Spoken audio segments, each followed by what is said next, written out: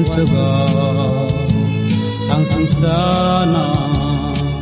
yakar matana ani disu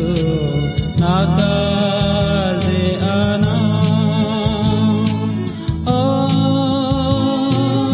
ani disu nakar de ana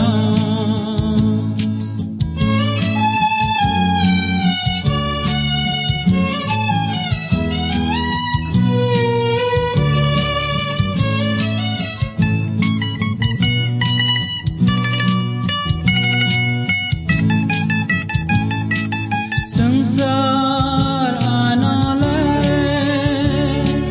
मैसन आनायो fanker angle klenya anayo jisu yakaya ana kebeya once ago ang sangsana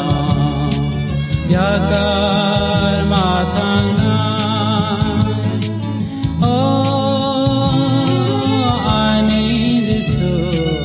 nakar de ana